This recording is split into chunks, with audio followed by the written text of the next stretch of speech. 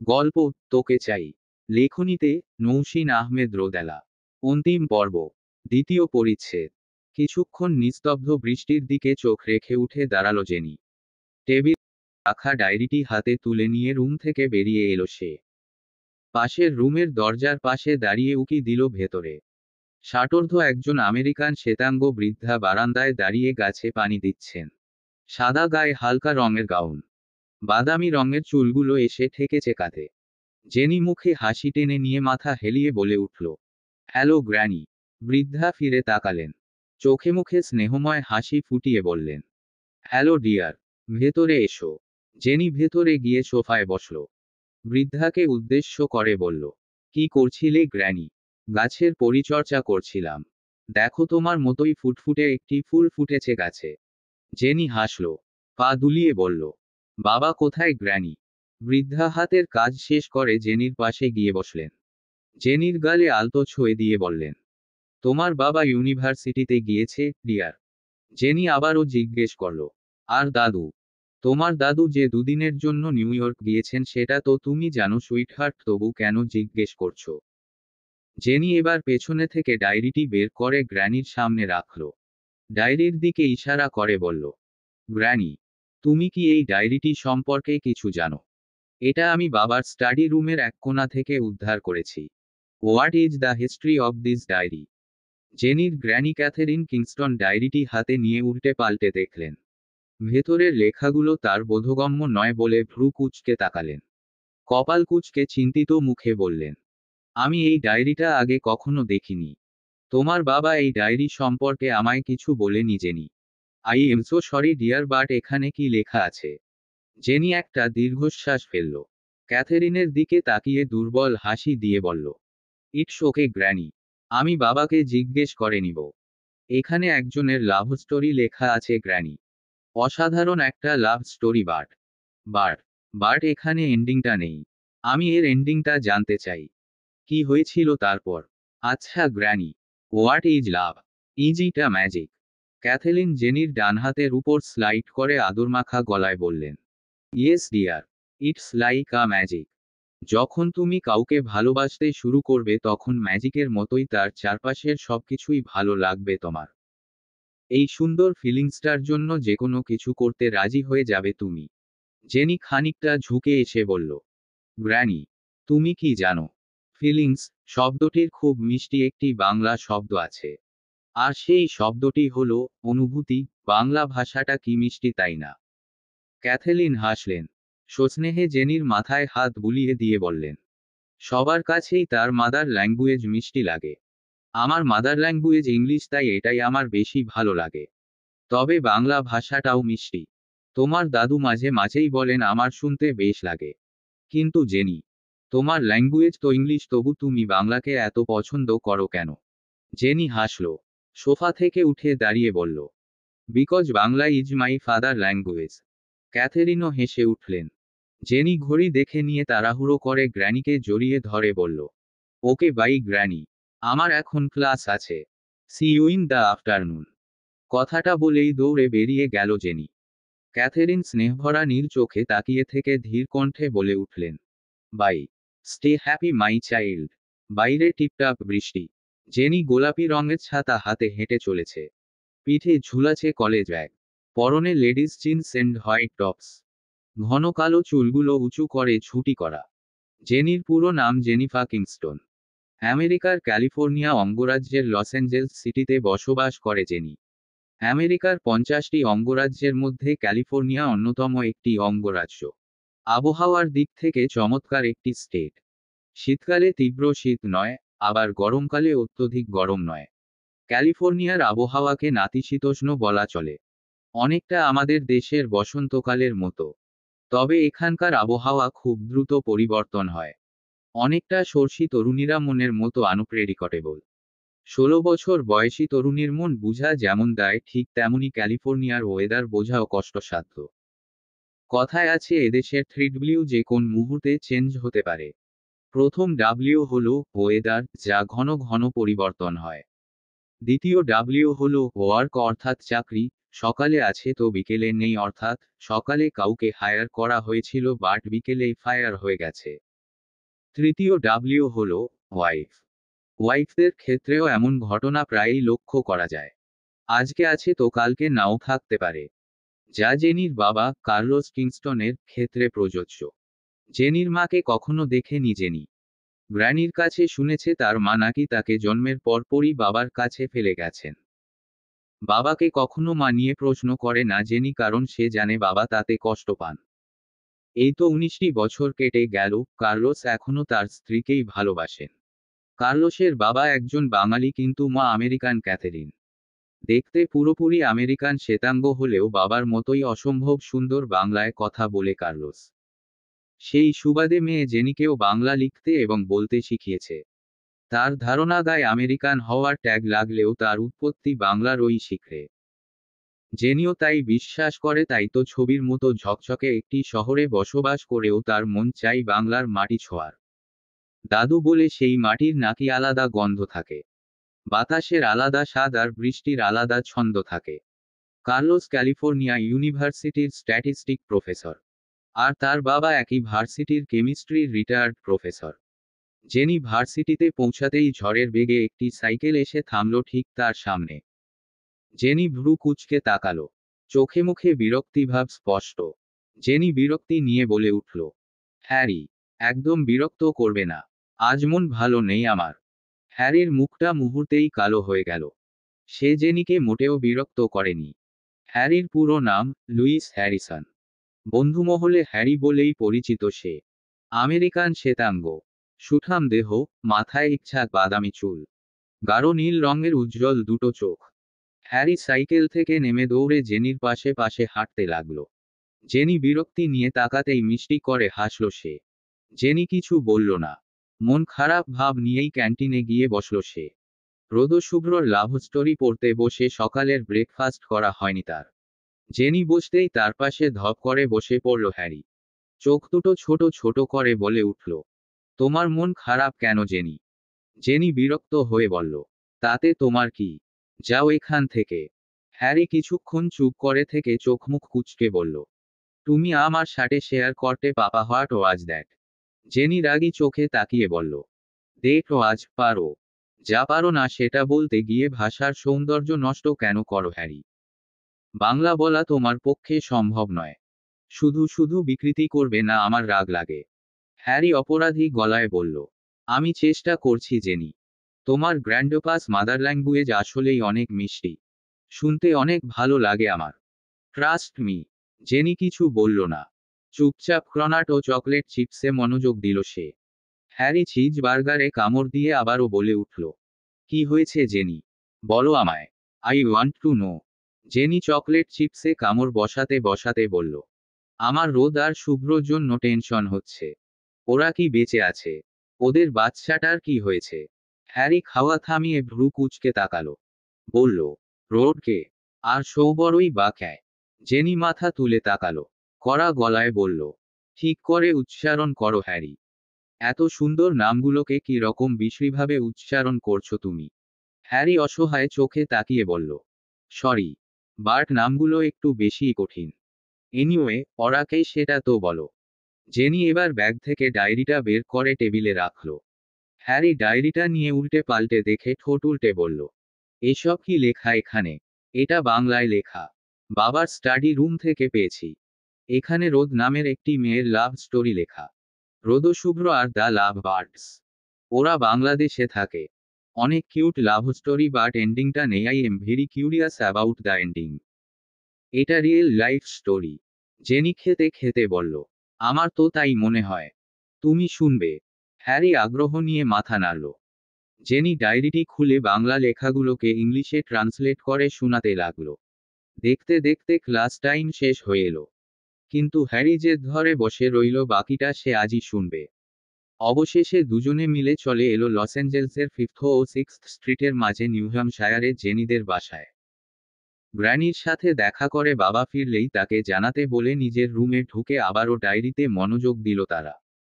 রাত 8টার দিকে পড়া শেষ করে হ্যারির দিকে তাকাতেই চিন্তিত মুখে বলে উঠল হ্যারি, হোয়াট নেক্সট? এখন কি হবে জেনি? আই মিন তারপর কি হয়েছিল? জেনি দুঃখী দুঃখী গলায় বলল, জানি না। আই থিংক বাবা জানেন। বিকজ ডায়েরিটা তার কাছেই ছিল। তখনই দরজায় কড়া নাড়ল কেউ। দরজা ঠেলে মাথা হেলিয়ে বলে উঠল ক্যাথেলিন, তোমার বাবা ফিরেছে সুইটহার্ট। জেনি হ্যারি দুজনেই লাফিয়ে উঠল। দুজনেই দৌড়ে গেল কার্লোসের রুমের দিকে। কার্লোস মাত্রই ওয়াশরুম থেকে বের হয়েছে। মেয়েকে এভাবে দৌড়ে আসতে দেখে অবাক হলো সে। বিস্ময় নিয়ে বলল, কি হয়েছে প্রিন্সেস, তুমি ঠিক আছো? জেনি হন্তদন্ত করে বাবার দিকে ডায়েরিটা এগিয়ে দিয়ে বলল, এই ডায়েরিটা তুমি কোথায় পেয়েছো বাবা? কার্লোস ভ্রু কুঁচকে তাকালো। ডায়েরিটা হাতে নিয়ে উল্টে পাল্টে দেখে নিয়ে বলল, এটা কি আমার কাছে ছিল প্রিন্সেস? হ্যাঁ বাবা, এটা তোমার স্টাডি রুমের ডান পাশের তাকটা থেকে পেয়েছি আমি। কার্লোস কিছুক্ষণ ভেবে বলল, আমার তো মনে পড়ছে না মা। এবার পাশ থেকে হ্যারি বলে উঠল, মনে করার চেষ্টা করুন স্যার। কার্লোস হ্যারির দিকে তাকিয়ে হাসি মুখে বলল, হেই হ্যারি, কেমন আছো? আপনি ডায়েরির ব্যাপারটা মনে করতে পারলে ভালো থাকবো, নয়তো খুব খারাপ। কার্লোস ভ্রু কুঁচকে বলল, এতটা জরুরি? Okay, I am trying. জেনি আর হ্যারি ড্যাব ড্যাব করে তাকিয়ে আছে। কার্লোস খানিকটা অস্বস্তি নিয়ে বলে উঠল, এভাবে তাকিয়ে আছো কেন তোমরা? তাড়াতাড়ি মনে করো না বাবা, প্লিজ। মেয়ের অস্থিরতা দেখে মনে করার চেষ্টা করল কার্লোস। খানিক বাদে বলে উঠল, এটা আমি ইন্ডিয়ার কোন এক হাসপাতালের ময়লার ঝুড়ি থেকে তুলেছিলাম। জেনি আর হ্যারি একে অপরের দিকে তাকিয়ে একসাথেই চেঁচিয়ে উঠল, হোয়াট থট? কার্লোস হঠাৎ চিৎকারে চমকে উঠে বলল, হ্যাঁ, এটুকুই মনে আছে আমার। কোন এক সার্ভেতে ইন্ডিয়ার হসপিটালগুলো পরিদর্শন করতে গিয়ে ময়লার ঝুড়িতে পাই এটা। পানির বোতল ফেলতে গিয়ে দেখি একজন নার্স কিছু ময়লা ঝুড়িতে ঢালছেন। ওখানে এই ডায়েরিটাও ছিল। কেন যেন তুলে নিয়েছিলাম কিন্তু পড়া হয়ে ওঠেনি কখনো। হ্যারি মাথা চুলকে বলল, এটা কতদিন আগের কথা? কার্লোস কাঁধ ঝাঁকিয়ে বলল, 2 বছর হবে। হ্যারি এবার ফিসফিস করে বলল, তার মানে রডের বেবি বেঁচে থাকলে এখন তার 2 বছর। জেনি কিছু না বলে মুখ ফুলিয়ে চুপচাপ বেরিয়ে এলো। কার্লোস পেছনে থেকে কয়েকবার ডাকলেও সাড়া দিল না সে। কার্লোস কিছুক্ষণ তাকিয়ে থেকে দীর্ঘশ্বাস ফেলল। মেয়েটাকে হঠাৎ দেখলে আমেরিকান বলে মনেই হয় না। বাঙালিদের মতো হলুদ ফর্সা গায়ের রং। মা বাবা দুজনেই আমেরিকান হলেও জেনির চোখের পুতুলি দুটো ঘন কালো। শরীরের গঠনটাও বাঙালি মেয়েদের মতো তুলতুলে। এই মেয়েটার মধ্যেই কার্লোসের জীবন। প্রচণ্ড ভালোবাসে মেয়েটাকে। জেনি বেডে মন খারাপ করে বসে আছে। হ্যারি এদিক ওদিক পায়চারি করছে। হঠাৎ পায়চারি থামিয়ে দিয়ে জেনির সামনে দাঁড়িয়ে উজ্জ্বল মুখে বলে উঠল সে, আচ্ছা, তোমার তো বাংলাদেশে যাওয়ার শখ। আমরা যদি স্টোরিটার এন্ডিং খুঁজতে বাংলাদেশে যাই তাহলে কেমন হয়? জেনি চোখ তুলে তাকালো। হ্যারি সন্দেহী দৃষ্টিতে তাকিয়ে বলল, এটা কি খুব বাজে idea? Okay, then forget it. Jenny এবার চেঁচিয়ে বলে উঠল, এটা দারুণ আইডিয়া, বাট ওদের খুঁজে পাবো কিভাবে? হ্যারি কিছুক্ষণ ভেবে বলল, it is so easy. Look, সৌবড় প্রফেসর ছিল। আর তারা বাংলাদেশের একটি নির্দিষ্ট শহরে থাকত। ওর জবটাও সেই শহরেই ছিল। একটা শহরে কয়টা ভার্সিটি থাকতে পারে? আমরা যদি শহরের সবগুলো ভার্সিটিতে খোঁজ নেই তাহলে সৌবড়কে পেয়ে যেতেও পারি। না পেলেও ডিটেইলস তো পাবো। আর কিছুই না পেলেও অ্যাটলিস্ট বাংলাদেশ ঘোরা হয়ে যাবে। হোয়াট ইউ সে? মুহূর্তেই জেনির ঠোঁটের কোণায় হাসি ফুটে উঠল। দুষ্টু হাসি দিয়ে বলল, পেরেন্টসদের কিভাবে রাজি করানো যায় তার জন্য একটা অসাধারণ প্ল্যান লাগবে হ্যারি। তার সাথে passport. Next week we are going to Bangladesh. Harry দাঁত বের করে হেসে বলল, I have a plan. Now get ready for mission Bangladesh. এয়ারপোর্টে দাঁড়িয়ে আছে হ্যারি আর জেনি। সবকিছুই গোলকধাঁধার মতো লাগছে তাদের। কোন দিকে যাবে ঠিক বুঝে উঠতে পারছে না। অবশেষে একটি গাড়ি ভাড়া করে হোটেল পর্যন্ত পৌঁছালো তারা। কিন্তু বিপত্তি বাধল খেতে গিয়ে। কোন খাবার কেমন হবে জানা নেই তাদের। বাঙালি খাবার টেস্ট করতে গিয়ে খাবারের চেয়ে পানি খেয়েই মন ভারতে হয়েছে তাদের। হ্যারি মিনিটে মিনিটে শুধু একটা কথায় বলে চলেছে, এই দেশের মানুষ এত ঝাল কি করে খায়? টেরিবল। সেদিন আর বের হয়নি ওরা। এতদূর জার্নি আর রাস্তায় 2-3 ঘন্টার জ্যামে সিদ্ধ হয়েই যায় অবস্থা তাদের। রাতে লম্বা একটা ঘুম দিয়ে পরের দিন 12ই এপ্রিল সকাল 11টার দিকে শুভ্রকে খোঁজার উদ্দেশ্য বেরিয়ে পড়ল তারা। তাদের কাছে না আছে ছবি, না আছে কোনো পরিচয়। থাকার মধ্যে আছে শুধু একটা নাম, আবরার আহমেদ শুভ্র।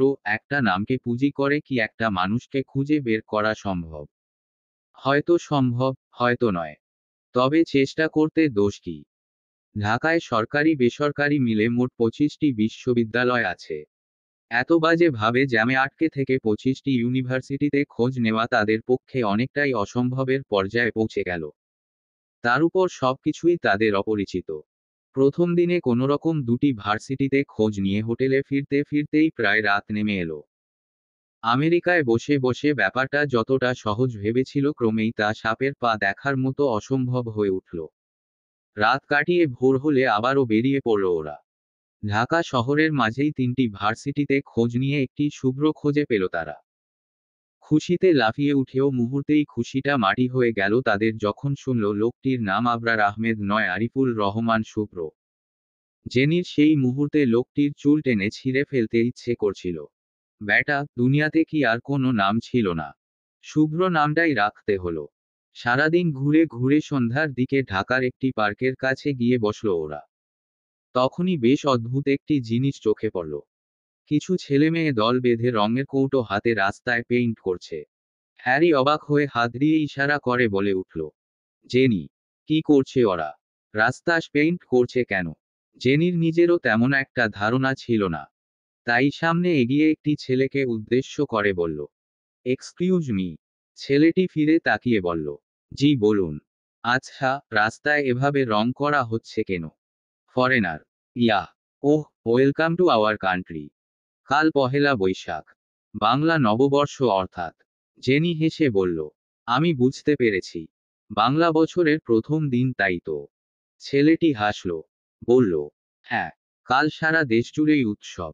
আপনারাও অ্যাড হতে পারেন। এই দিনে প্রায় সব মেয়েরাই শাড়ি পরে আর ছেলেরা পাঞ্জাবি বা ফতুয়া। আপনারা চাইলে ট্রাই করতে পারেন। ভালো লাগবে। রমনায় বিরাট মেলা হবে কাল। জেনি ছেলেটিকে ধন্যবাদ দিয়ে ফিরে এলো। হ্যারিকে পুরো বিষয়টি বুঝিয়ে দিয়ে সেখান থেকে উঠে পড়ল ওরা। কাল পহেলা বৈশাখ, সরকারি ছুটি। অর্থাৎ কাল কোনো ভার্সিটিই খোলা থাকবে না। সারাটা দিন ফাঁকা যাওয়ার থেকে নিজেকে বাঙালিদের মতো শাড়িতে মোড়ালে কেমন হয়? জেনি মুহূর্তেই সিদ্ধান্ত নিয়ে নিল সে শাড়ি পরবে। হ্যারিকে নিয়ে মার্কেটে গিয়ে জোর করেই নিজের জন্য শাড়ি আর হ্যারির জন্য লাল পাঞ্জাবি কিনে নিল সে। কিন্তু বিপত্তি বাধল পরের দিন সকালে। কিছুতেই শাড়ি পরতে পারছে না জেনি, এখন উপায়। নিজে অনেক চেষ্টা করেও ব্যর্থ হয়ে হ্যারিকে ডাকল সে। কিন্তু তাতেও কোনো লাভ হলো না। উল্টো ঝামেলা আরও বেড়ে গেল। অবশেষে হোটেলের একজন মেয়ে কর্মচারীকে ম্যানেজ করে শাড়ি পরতে হলো জেনির। হোটেল থেকে বেরিয়ে রিকশা নিল জেনি। রিকশা নামক জিনিসটা তাদের দুজনের জন্যই একদম নতুন। তবুও এই ভয়ানক জিনিসে চেপেই মেলা পর্যন্ত পৌঁছালো ওরা। রমনায় গিয়ে তাদের বিস্ময় যেন আকাশচুম্বী হয়ে উঠল। এত মানুষ আর এত রং বেরঙের সাজ। চারদিকটা যেন বাহিরি রঙের মেলা। মেলাটা কিছুক্ষণ ঘুরে দেখার পরই বিস্ময়কর এক কাণ্ড ঘটল। হাজারো বাঙালির ভিড়ে কেউ একজন হ্যারির নাম ধরে ডাকল। এমন একটা জায়গায় নিজের নাম শুনে অনেকটাই চমকে গিয়েছিল হ্যারি। নিজেকে সামলে নিয়ে পেছনে ফিরে তাকিয়েই মুখে হাসি ফুটে উঠল তার। লাল সাদা পাঞ্জাবি গায়ে একটি ছেলে এগিয়ে এসে বলল, হ্যারি, তুমি এখানে?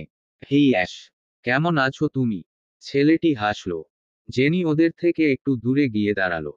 চারপাশে তাকিয়ে মানুষজন দেখছে সে। এত এত মানুষের মাঝেও এক জায়গায় চোখ আটকে গেল তার।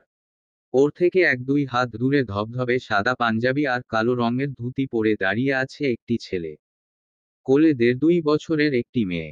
মেয়েটির গায়ে লাল রঙের ফ্রক। সিল্কি চুলগুলো দুপাশেই ঝুঁটি করা। সামনের কিছু চুল এসে পড়েছে কপালে। চেহারাটা বাবার মতো হলেও গায়ের রংটা উজ্জ্বল শ্যামা। বড় বড় চোখ দুটো ঘন পল্লবে ঢাকা। হাতে একটি চিপসের প্যাকেট। ছেলেটি বাচ্চার কপালে পড়ে থাকা চুলগুলো সরিয়ে দিতেই হাতের চিপসটা বাবার হাতে দিয়ে সেও ঠিক একই কাজ করল। বাবার কপালে পড়ে থাকা সিল্ক চুলগুলো আলতো করে সরিয়ে দিল। মেয়ের কাজ দেখে হেসে উঠল ছেলেটি। সাথে সাথেই যেন চমকে উঠল জেনি। রোদ তার ডায়েরিতে যেভাবে বর্ণনা করেছিল ছেলেটির হাসিটা ঠিক সেই রকম। তেমনই বাঁকা দাঁত আর থুতনিতে সেই কালো তিল। জেনি আরও এক পা এগিয়ে এসে তীক্ষ্ণ দৃষ্টিতে তাকালো। ঠিক তখনই একটি মেয়ে এসে দাঁড়ালো তাদের পাশে। মেয়েটি মোটা লাল পাড়ের সাদা শাড়ি পরেছে। মেয়েটার শাড়ি পরার ধরনটা অন্যরকম। জেনির মতো কুচি দিয়ে শাড়ি পরেনি সে। পিঠে পরে আছে একরাশ লম্বা চুল। তাতে গাঁথা 3টি লাল গোলাপ। মেয়েটির গাঢ় কাজল চোখ আর পাতলা ঠোঁটে গাঢ় লাল লিপস্টক মুখে একটা প্রতিমা প্রতিমা ভাব এনে দিয়েছে যেন। একদম স্বচ্ছ, শীতল রূপ। মেয়েটি পাশে দাঁড়াতেই বাদশা এবং বাবা দুজনের মাঝেই অদ্ভুত প্রাণোচ্ছলতা খেলে গেল। ছেলেটি পাশে দাঁড়ানো মেয়েটির কানের পাশে চুল গুজে দিয়ে কপালে আলতো ঠোঁট ছুঁয়ে মুচকি হেসে বলল, একদম রসগোল্লা লাগছে। বাচ্চাটি কিছুক্ষণ চোখ বড় বড় করে তাকিয়ে থেকে বাবার মতোই তার ছোট্ট হাত বাড়িয়ে কানে চুল গুজে দিয়ে টুপ করে চুমু দিয়ে দিল কপালে। বাবাকে কপি করে বলল, একদম রসগোল্লা লাগছে। বিস্মিত বাবা মা কিছুক্ষণ অবাক চোখে তাকিয়ে থেকেই হেসে উঠল। বাচ্চাটিও খিলখিল করে হেসে উঠল। কি অদ্ভুত! চেহারাটা বাবার মতো হলেও হাসলে কোথাও যেন একদমই মায়ের মতো লাগে তাকে। সৃষ্টিকর্তা কি অদৃশ্য ধাঁধা তৈরি করে দিয়েছেন চারপাশে। ওদের কাণ্ড দেখে একা দাঁড়িয়েই খিলখিল করে হাসছিল জেনি। হঠাৎ করে পেছনে থেকে ডেকে উঠল হ্যারি, জেনি, একা একা হাসছো কেন? জেনি হাসি মুখেই বলল, নাথিং। হ্যারি ভ্রু কুঁচকে তাকালো। তারপর পাশের ছেলেটিকে ইশারা করে বলল, জেনি, ইনি হচ্ছেন অ্যাশ, আমার বড় ভাইয়ের ফ্রেন্ড। ক্যালিফোর্নিয়ায় কিছুদিন একসাথেই পড়াশোনা করেছেন উনারা। আর অ্যাশ, ও হচ্ছে জেনি, আমার বাগদত্তা। জেনি হালকা হেসে স্পষ্ট বাংলায় বলল, হ্যালো ভাইয়া।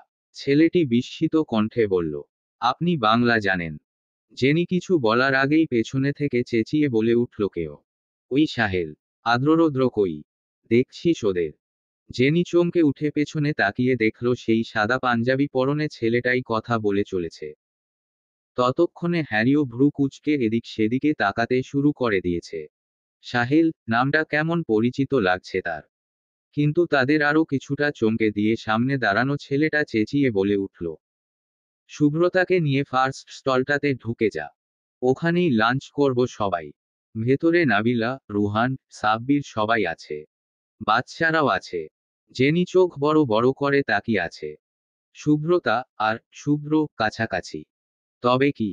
জেনির ভাবনার মাঝেই হাত বাড়ালো সাহেল। হাসি মুখে বলল, হ্যালো, আমি আশরাফ আল সাহেল। হ্যারির জন্য নামটা একটু কঠিন বলেও আমাকে অ্যাশ বলে ডাকে। বাট আপনার জন্য কঠিন হবে বলে মনে হচ্ছে না। জেনি টোটালি শোকড হয়ে তাকিয়ে আছে। কয়েক সেকেন্ড চুপচাপ তাকিয়ে থেকে হাত বাড়িয়ে দিয়ে বলল, হাই, আমি জেনিফা কিংস্টন। আচ্ছা, একটু আগে যে আপনার সাথে কথা বললেন উনি কে? না মানে, পরিচিত লাগছিল খুব। সাহেল স্বাভাবিক গলায় বলল, ও আমার ফ্রেন্ড। ওর নাম শুভ্র। আপনার সাথে কোথায় দেখা হতে পারে ঠিক বুঝতে পারছি না। জেনি হাসল, হয়তো অন্য কেউ হবে। দুজনের মাঝে গুলিয়ে ফেলেছি আমি। এনিওয়ে, আপনারা বোধহয় এখন লাঞ্চ করবেন। ইফ ইউ ডোন্ট মাইন্ড আমরা দুজন কি আপনাদের সাথে জয়েন হতে পারি? Yeah, of course. আমি এখনই রিকোয়েস্ট করতাম আপনাদের। প্লিজ আসুন। আপনারা দুজন জয়েন করলে আরো খুশি হব আমরা। বিশেষ করে বাচ্চারা প্লিজ কাম।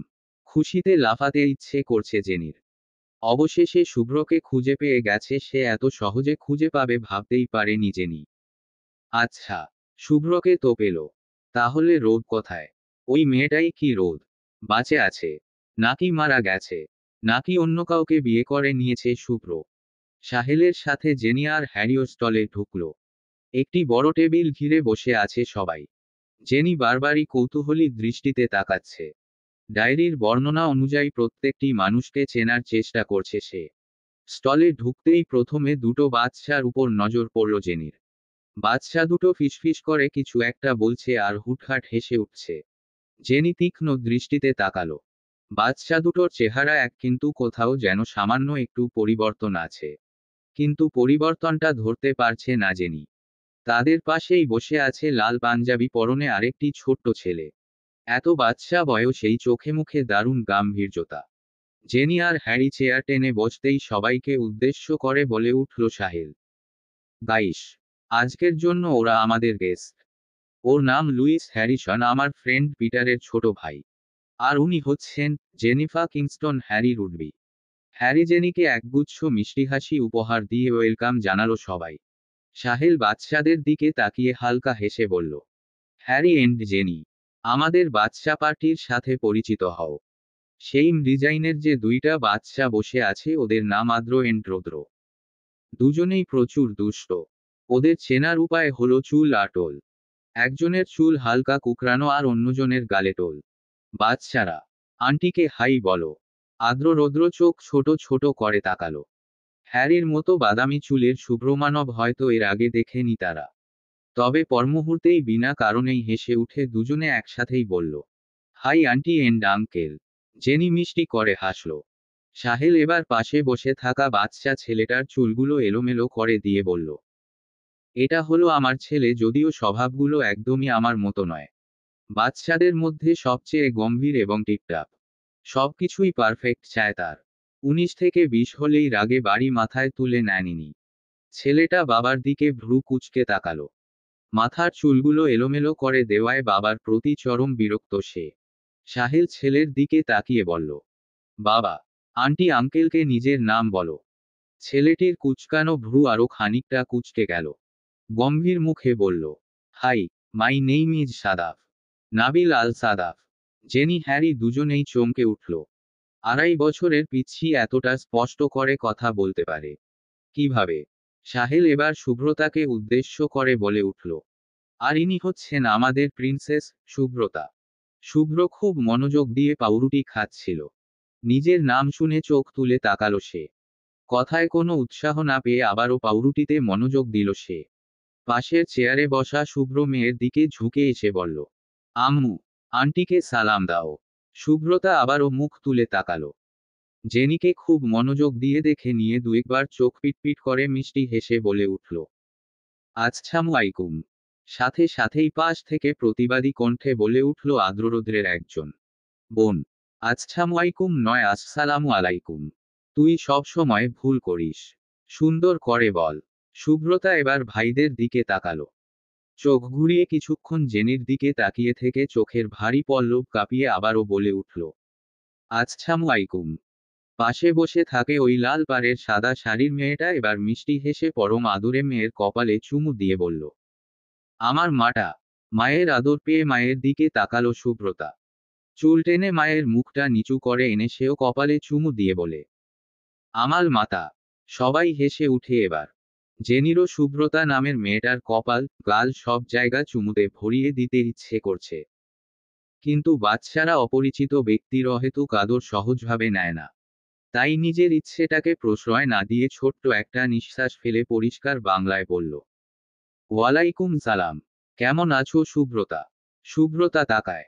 মুখ টিপে হেসে বলে, আমি ভালো আছি। তুমি কেমন আছো? জেনি জানালো সে ভালো আছে। শুভ্রতা আবারও পাউরুটি খাওয়ায় মনোযোগ দিল। কেউ ভালো থাকলে তার বিপরীতে কিছু বলতে শেখানো হয়নি তাকে। অতএব এখন অযথা কথা বলার কোনো প্রয়োজন নেই তার। আবারও কথা শুরুর আগেই খাবার চলে এলো টেবিলে। প্লেটে মচমচে ইলিশ মাছ ভাজা দেখে সেদিকে হাত ইশারা করে বলল সে, আম্মু, ওটা খাবো। ওটা ঝাল মা। ওটা খেলে তোমার জিভ জ্বলবে। ওটা খাওয়া যাবে না। শুভ্রতা একবার চোখ বড় বড় করে মায়ের দিকে তাকিয়ে আবারও প্লেটটির দিকে তাকালো। কিন্তু কিছু বলল না। তাকে দেখে মনে হচ্ছে মায়ের কথা বিশ্বাস করে নিতেই অভ্যস্ত সে। মা যেহেতু বলেছে এটা ঝাল তার মানে এটা ভয়ানক ঝাল। সাহেল আর কারো সাথে পরিচয় না করিয়ে দেওয়ায় আশাহত হলো জেনি। সে কি সরাসরি রোদের কথা জিজ্ঞেস করবে, নাকি চুপ থাকবে? জেনির দ্বিধাদ্বন্দ্বের মাঝেই একটা মেয়ে টেবিলের কাছে এসে দাঁড়ালো। শাড়ির আঁচল দিয়ে ঘাম মুছছে সে। গায়ে বাঙালিদের মতো করে পরা লাল সাদা শাড়ি। পেটটা অস্বাভাবিক বড়। জেনি বুঝতে পারছে মেয়েটি প্রেগনেন্ট। তার পেছনেই দাঁড়িয়ে আছে একজন সুদর্শন পুরুষ। মেয়েটি সবার দিকে তাকিয়ে অভিমানী কণ্ঠে বলে উঠল, আমাকে রেখেই খাওয়া শুরু করে দিয়েছেন আপনারা। কি স্বার্থপর। কথাটা বলে মুখ কালো করে পেছনে দাঁড়ানো মানুষটির দিকে তাকালো সে। রাগী গলায় বলল, শেষমেশ তো আনলেই মেলায়, তাহলে এত ঢং করলে কেন? আমি কত কিছু মিস করে ফেলেছি। ধেত, ভালো লাগে না। শুভ্র হেসে বলল, কিছুই মিস করনি চিত্রা। খাবার তো একদমই না। তবে আমি কিন্তু শিশির ভাইকে সাপোর্ট করব। এই অবস্থায় খাওয়ার লোভে দৌড়ে আসাটা একদমই উচিত হয়নি তোমার। সবাই মুখ টিপে হাসল। সাহেল বলল, সত্যি? এত খাই খাই করলে কি চলে চিত্রা? কন্ট্রোল। চিত্রা এবার রাগে লাল। এদের সবাইকে খুব কঠিন কিছু কথা শোনাতে ইচ্ছে করছে তার। কিন্তু তাকে কিছু বলার সুযোগ না দিয়েই হুট করেই প্রশ্ন করল জেনি, রোদ কোথায়? রোদ কোথায়? কথাটা যেন বিস্ফোরণ ঘটালো। সবার হাসি হাসি মুখটা বিলীন হয়ে তাতে জমা হলো রাজ্যের বিস্ময়। সবাই অবাক চোখে তাকিয়ে আছে। শুভ্র মুখটাও গম্ভীর। লাল পাড়ের সাদা শাড়ি পরা মেয়েটাও অবাক চোখে একবার শুভ্র তো একবার জেনির দিকে তাকাচ্ছে। সবার এমন রিয়েকশনে জেনি কিছুটা অপ্রস্তুত হয়ে পড়ল। একটা ঢোক গিলে আবারও প্রশ্ন করল, রোদ কোথায়?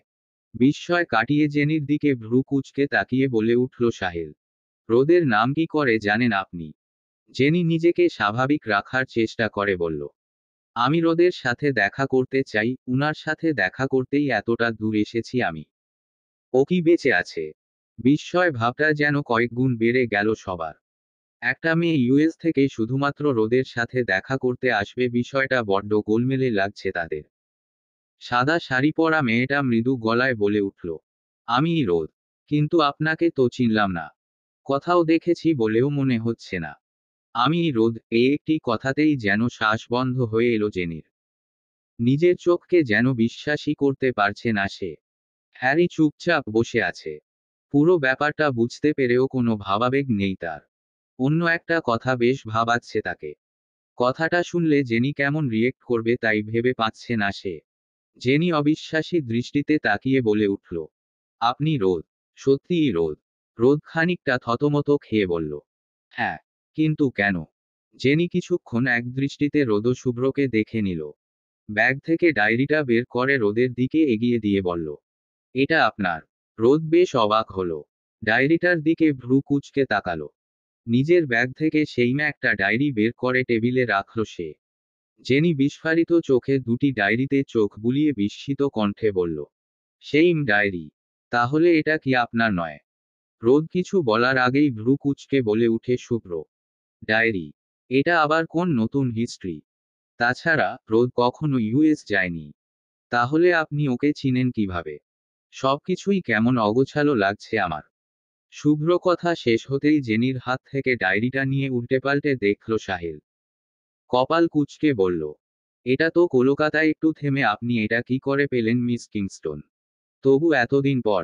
জেনি এবার মুখ খুলে, বেশ কিছুদিন আগে বাবার স্টাডি রুমের এক কোনায় হঠাৎই চোখে পড়ে ডায়েরিটা। ডায়েরিটা দেখে বেশ অবাক হই।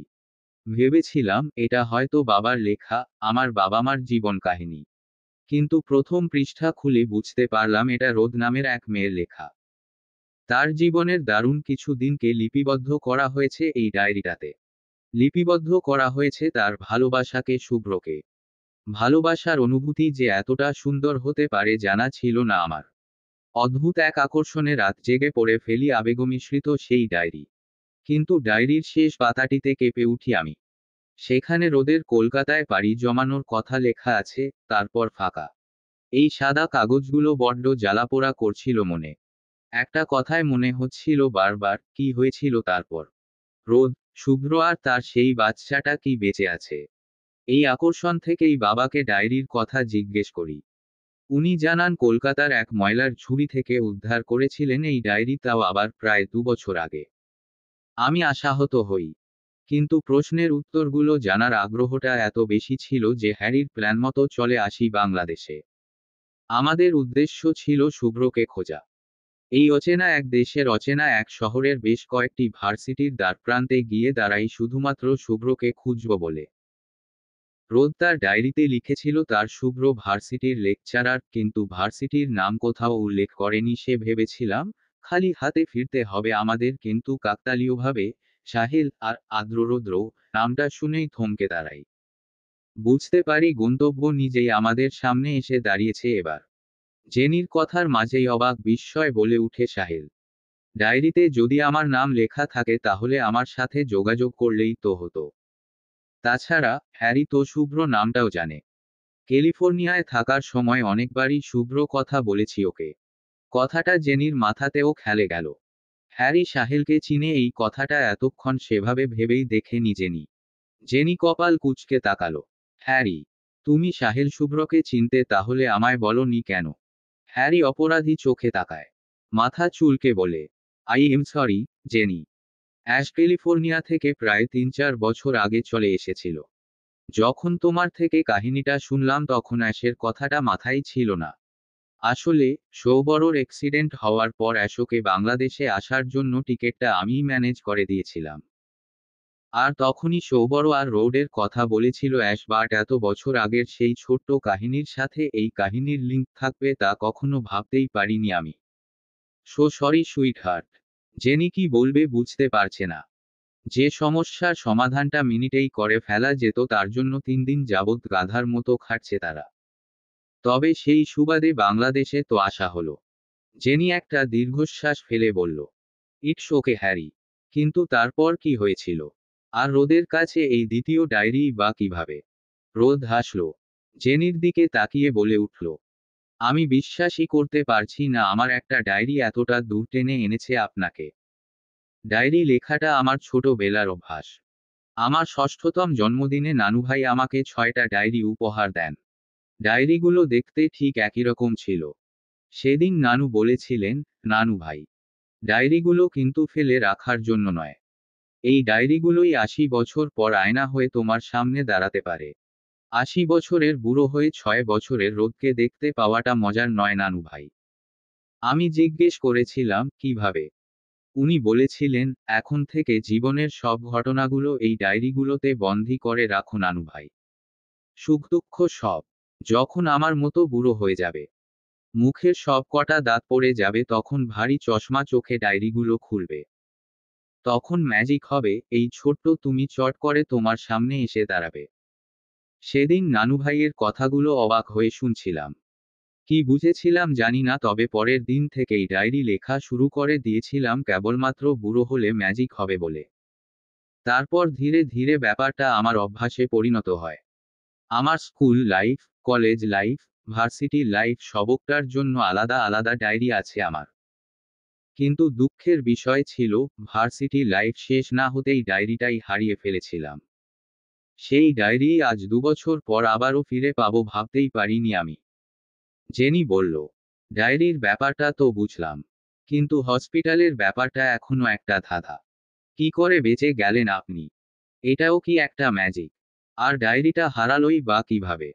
রোদ একটা দীর্ঘশ্বাস ফেলে বলল, ম্যাজিক নয়, আল্লাহর রহমত। সেদিন যখন জানতে পারি বাঁচার মতো সময় নেই হাতে, তখনই মনে মনে হাজারবার ধন্যবাদ দিই নানু ভাইকে।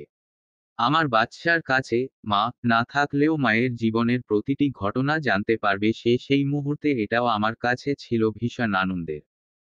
আমার মনে হয়েছিল ডায়েরিগুলোর মাধ্যমেই আমার মেয়েটার সাথে বেঁচে থাকবো আমি। সিদ্ধান্ত নিয়েছিলাম জীবনের লাস্ট সময়গুলোও ডায়েরিতে তুলে দিয়ে যাব, যেন আমার মেয়ে তার মায়ের কষ্টগুলোও উপলব্ধি করতে পারে। কলকাতায় রওনা দেওয়ার পর সাহেল ভাইয়াকে ডায়েরিগুলোর কথা বলি আমি। আমি চলে গেলে এই ডায়েরিগুলো শুভ্রকে দেওয়ার জন্য রিকোয়েস্ট করি। আর বাকি রাস্তাটুকুতে লিখে চলি সেদিন ঘটে যাওয়া সেই কষ্টবহ কাহিনীগুলো। কলকাতা হসপিটালে ডক্টর বের হওয়ার পর শুভ্রও বেরিয়ে যান অটিতে ঢোকার জন্য পোশাক পাল্টাতে। নার্সকে রিকোয়েস্ট করে 5 মিনিট ওয়েট করতে বলে, কয়েক লাইন লিখতে বসি, কিন্তু সবটা লেখা হয়ে ওঠে না। তার আগেই তারা পড়ে অপারেশনের জন্য। ডায়েরিটা থেকে যায় বেডের এক কোণে। ভেবেছিলাম শুভ্র অটিতে ঢুকলে সেন্স হারানোর আগে ছোট্ট করে হলেও ডায়েরিটির কথা বলবো তাকে, কিন্তু উনি আসেননি। রোদের কথার মাঝেই প্রশ্ন করে উঠল জেনি, কেন? সাহেল বলল, উত্তরটা আমি দিচ্ছি। সানশাইনের সাথে অটিতে যাওয়ার বায়না করাটা সেদিন শুভ্র পাগলামোরই একটা অংশ ছিল। নিজেই অসম্ভব রকম অসুস্থ ছিল সে। সেদিনই অপারেশন হয়েছিল ওর। একা ঠিকভাবে দাঁড়াতেও পারত না। তার উপর সানশাইনের কেবিন থেকে বেরিয়েই 2-3 বার বমি হয় ওর। তার পরপরই সেন্স হারায়। আমি আর অভ্র ভাই দুজনেই যেন অকুল পাথারে পড়ি। শুভ্রকে হসপিটালের আইসিইউতে রাখা হয়। সেদিনের কথাটা মনে হলেও কেঁপে উঠি আমি। নিজেকে পৃথিবীর সবচেয়ে অসহায় লাগছিল সেদিন। একদিকে সানশাইন, একদিকে শুভ্র, আর অন্যদিকে বাচ্চাটা। এক মুহূর্তের জন্য তো মনে হচ্ছিল নিজেও মরে যাই। এত টেনশন নেওয়াটা খুবই কঠিন ছিল আমার আর অভ্র ভাইয়ের জন্য। প্রায় ৩-৪ ঘন্টা অপারেশন চলার পর বাচ্চার কান্নার শব্দ শুনে আমি আর অভ্র ভাই বাকরুদ্ধ হয়ে পড়েছিলাম। বুকের ভেতর আনন্দ না কষ্ট কাজ করছিল তাই বুঝতে পারছিলাম না। ডক্টর বেরিয়ে এসে বললেন মেয়ে হয়েছে। আমরা বুঝতেই পারছিলাম না কি বলবো। নিশ্চিত মৃত্যু জেনে যে মানুষটাকে অটিতে নেওয়া হলো তার অবস্থা কি করে জিজ্ঞেস করতে হয় জানা ছিল না দুজনের কারোরই। দুজনের গলাতেই কথা আটকে গিয়েছিল। এক পর্যায়ে ডক্টর নিজেই বললেন, আপনাদের পেশেন্ট এখনো মারা যায়নি। অজ্ঞান অবস্থায় আছে, অর্থাৎ এখনো পালস চলছে। তবে কতক্ষণ চলবে তা বলতে পারছি না। মারা যাওয়ার পূর্ব মুহূর্ত পর্যন্ত আমরা উনাকে আইসিইউতেই রাখব। ডক্টরের কথার প্রতিউত্তরে সেদিন কিছুই বলিনি আমরা। শুভ্রতাকে কোলে নিয়ে আইসিইউ এর সামনে বসে ছিলাম চুপচাপ। আর রোদ ও শুভ্র দুজনেই শুয়ে ছিল আইসিইউ এর হাজারো যন্ত্রপাতির ভিড়ে। একদিকে কষ্টে বুক কাঁপছিল, অন্যদিকে মনে হচ্ছিল, যা হচ্ছে বেশ হচ্ছে। মরে যাক শুভ্র। কারণ রোদের চলে যাওয়ার পর একা শুভ্রকে সামলানোর থেকে শুভ্রকে এখনই হারিয়ে ফেলাটা কম কষ্টের মনে হচ্ছিল আমার। কয়েক ঘন্টার মধ্যে শুভ্রতার বাচ্চাটাও আশঙ্কাময় হয়ে উঠে ডক্টরদের কাছে। বাচ্চার খাবার চায় কিন্তু বাচ্চার মাই তো নেই। কিন্তু সব ছাড়িয়ে একটা ব্যাপারে অবাক হই আমরা। আইসিইউতে শিফট করার 6 ঘন্টা চলে যাওয়ার পরও সানশাইনের নিঃশ্বাস বন্ধ হয়ে যায়নি। সারা শরীর কাজ করা বন্ধ করে দিলেও বেঁচে আছে সে। ডক্টররা আবারও দৌড়াদৌড়ি শুরু করে। এটা তাদের কাছে বিগ অ্যাচিভমেন্ট। পরীক্ষা নিরীক্ষা করে আমাদের জানানো হয়, রোদের বেঁচে থাকা আর মারা যাওয়া একই। তারা রক্তক্ষরণ কমানোর জন্য যে ইনজেকশন উদ্ভাবন করেছিলেন সেটা রোদের উপরই টেস্ট করা হয়েছে প্রথম। রোদের ব্রেনের রক্তক্ষরণ হুট করেই থেমে গেছে, কিন্তু এরপর কি হবে তা তারা নিজেরাও জানে না। হয়তো কিছুক্ষণ নিঃশ্বাস চলবে। ঔষধের ইফেক্ট শেষ হলে থেমে যাবে নিঃশ্বাস। তাই বাঁচার আশাটা ছেড়ে দেওয়াটাই মঙ্গল। শুভ্র সেন্স আসে আরও 2 ঘন্টা পর। ততক্ষণে নাবিলা আর আঙ্কেলও পৌঁছে গেছেন হসপিটালে। শুভ্র চোখ মেলে প্রথমেই জিজ্ঞেস করল, রোদ কোথায়? আমাদের কাছে কোনো উত্তর ছিল না। আমরা জানতাম শুভ্র এখন ঠিক কি কি করতে পারে, তাই ডক্টররা ঘুমের ঔষধ দিয়ে ঘুম পাড়িয়েই রাখে ওকে। কিন্তু একটা মানুষকে কতক্ষণ ঘুম পাড়িয়ে রাখা যায়? শুভ্রও জেগে ওঠে। আবারও তার মুখে একই প্রশ্ন, রোদ কোথায়? আবারও উত্তরহীন দাঁড়িয়ে থাকি আমরা। শুরু হয় শুভ্র পাগলামো। ফাজিলটা কি কি না করেছে তখন। হাতে যা পেয়েছে ছুঁড়ে মেরেছে। আটকাতে গিয়ে অভ্র ভাইয়ার হাত আর আমার কপাল কেটেছে। শুভ্র এসব পাগলামো দেখে আঙ্কেলেরও পেশার ফল করেছে। আমাদের জন্য নরকীয় একটা সময় যাচ্ছিল তখন। একসময় সব ছুড়াছুড়ি করে ক্লান্ত হয়ে হাত আর মাথার ব্যান্ডেজ নিয়ে টানাটানি শুরু করে শুভ্র। ডক্টররা আতঙ্কিত হয়ে আবারও জোরপূর্বক ঘুমের ঔষধ পুশ করে। ওর এমন পাগলামো দেখে শুভ্রতাকে ওর সামনে পর্যন্ত নিয়ে যেতে ভয় পাচ্ছিলাম আমরা। যদি না বুঝে বাচ্চাটাকে কিছু করে। এভাবেই জিনিস ছুড়াছুড়ি আর ঘুমিয়েই কেটে গেল 5-6টি দিন। সানশাইনের বডিতেও কোনো রিয়েকশন দেখা দিল না। ডক্টররা বললেন রুবি কোমাতে চলে গেছে। কোমা থেকে কখনো স্বাভাবিক জীবনে ফিরে আসবে কিনা তার কোনো নিশ্চয়তা দিতে পারলেন না উনারা। তবে উনারা চেষ্টা করবেন। এটা উনাদের রিসার্চের জন্য একটা গুড সাইন। সেই মুহূর্তে ডক্টরদের ধরে খুন করতে ইচ্ছে করছিল আমার। আমাদের রুগী মারা যাচ্ছে আর তারা তাদের রিসার্চ নিয়ে পড়ে আছে। 1 সপ্তাহ পর শুভ্র এমন একটা অবস্থা হলো যে চমকে উঠলাম আমরা। খাবার তো খাচ্ছেই না, সেই সাথে ঔষধও না।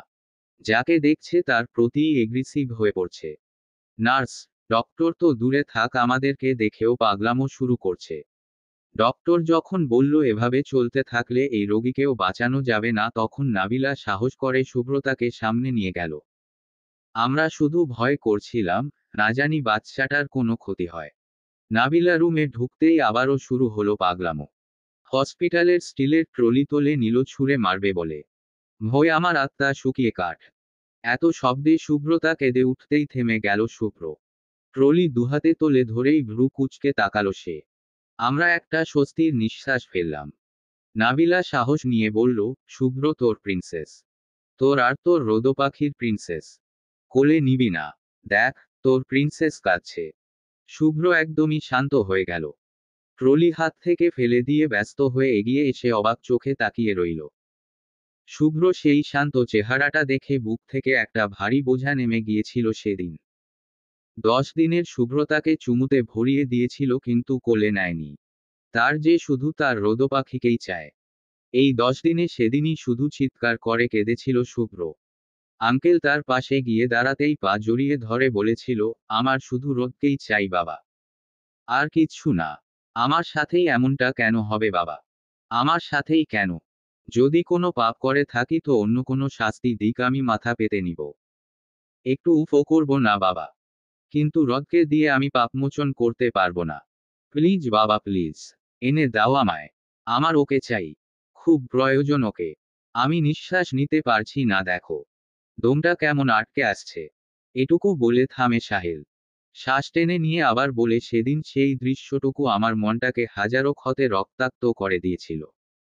শুভ্রকে শান্ত করতেই আঙ্কেল বলে দিয়েছিলেন যে, রোদ বেঁচে আছে কিন্তু জেগে নেই। শুভ্র কাছে শেষের বাক্যটি প্রাধান্য পায়নি। তার রোদ বেঁচে আছে সেটাই তো অনেক। আরও কিছুদিন পর সানশাইনকে ঢাকায় ট্রান্সফার করা হয়। তখন থেকে নতুন এক শুভ্রকে দেখি আমরা। সানশাইনকে সেই অবস্থাতেই সম্পূর্ণ মেনে নিয়ে হসপিটালকেই বাসা বানিয়ে ফেলে সে।